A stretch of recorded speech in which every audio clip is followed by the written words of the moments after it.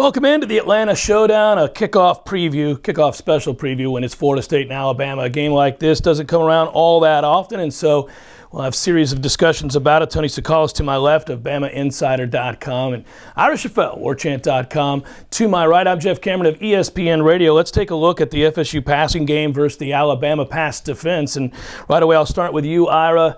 Florida State's passing game, the weapons are in play, but there may be some inconsistencies. This is an early game, so you wonder, are they on the same page? Guys are going to have to step up. I guess preview that unit and what you think about the FSU passing game. Well, there's no question FSU's offense and the passing game in particular has a ton of talent. I mean, DeAndre Francois is a star. We saw that last year. Despite constantly getting pummeled, he made big plays, big throws. He's a dual threat quarterback. And then that opens up things for the passing game. And then at wide receiver, they have so much talent there. They have more talent at wide receiver than they've had probably since the trio of Kelvin Benjamin, Kenny Shaw, and Rashad Green.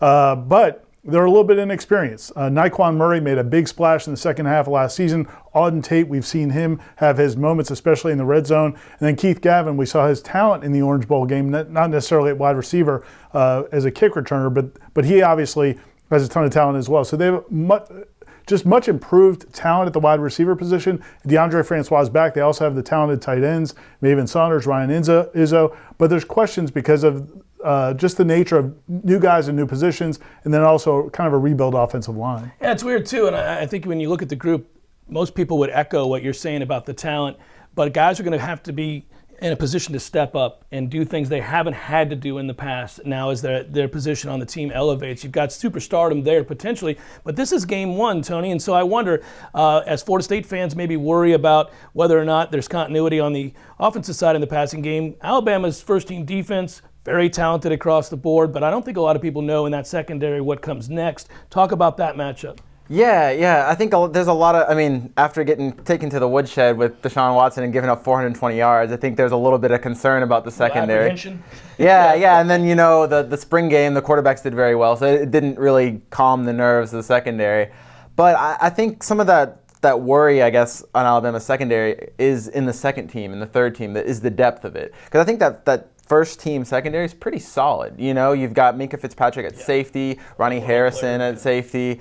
You got Anthony Averett who can just burn on one cornerback, and then they kind of filled the hole with Trayvon Diggs, who's a player that played mostly receiver last year, but stepped in this spring, did really well in the cornerback role. He seems like he's young, but he's getting it figured out, and I think by that opener he might be a little bit more comfortable. That's a pretty solid set right there in the secondary. I think right off game one, they're actually going to be pretty set. If there's no injuries, that's their first team secondary. I think is really strong. Yeah, it's hard when we're doing a preview this far out to know that obviously once camps get underway, we'll have a better feel for that consistency I alluded to, but also if guys go down.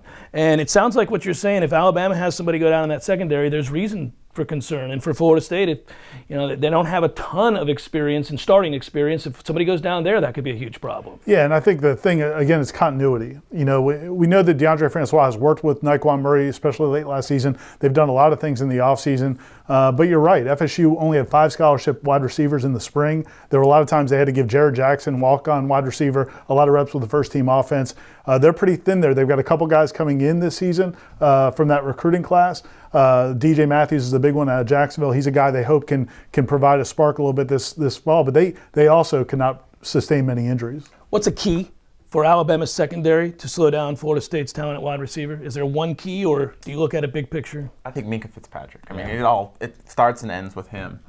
He's got to provide that leadership. He's got to get everything under control, and he's back at that safety position, or at least that's what we think he'll be at, barring any kind of move in the fall. But he's going to be the leader of the defense now. He's going to be probably the team captain this year, and I think it's going to all kind of revolve around him and just how well set the tone, and he's going to have a lot of responsibilities. In that sense, it's almost like Derwin James on Florida State side. We've got two just all-world players that can man that secondary. And what's a key matchup that you see for Florida State's receivers versus Alabama's defense? It's actually not even a receiver or a quarterback. To me, it's the offensive line. FSU's offensive line. Can they protect DeAndre Francois against Alabama's pass rush? We know Alabama has to replace some guys on the defensive side of the ball, but consistently, year in, year out, they've got grown men up front. that are going to put pressure on DeAndre Francois. And FSU is going to have, they may have 2 redshirt freshmen starting. They may have a true sophomore starting on that offensive line. It's going to be a tall task for them in week 1 to match up and give Francois the time to make those throws. Your hint seems to be that you think Alabama's secondary is going to play just fine. I'm curious, do you think Florida State's offense early, first game of the year against this talent, do you think, since we're talking passing game, Francois, receivers, tight ends if you want, will be in rhythm early in this game and have an opportunity to kind of carry the day? I think they're going to need a big night from the defense. I don't think FSU's offense is going to be a smooth running machine in that game, game 1, all the expectations, all the hype, and that Alabama defense with that much time to prepare. And the pieces they're replacing, you're replacing Rod Johnson at left tackle, you're replacing your starting fullback, you're replacing Dalvin Cook, who was the heart of the offense, you're replacing 3 starting wide receivers. I mean, it would be unbelievable for them to have a really crisp offensive attack, I think, in that first game. So tentatively, gentlemen, we're going to give the advantage here to Alabama's secondary over Florida State because it's an early season matchup, and maybe that switches later in the year if they meet again. Yeah, I would say like for the first game, definitely Alabama, but I wouldn't be surprised if it changes. I mean, especially we mentioned an injury. I mean, if anything happened, I don't know how deep Alabama is this year. Yeah, and if they met later in the year in a playoff, I think Florida State could have the edge and could have a substantial edge at that point. Be fun. It could very well happen. I mean, these are 2 great teams with an opportunity to play out the rest of the season without much damage done in an early season loss in a matchup like this. The next time we come back, we'll have an opportunity to talk about FSU's offensive line versus Alabama's defensive line.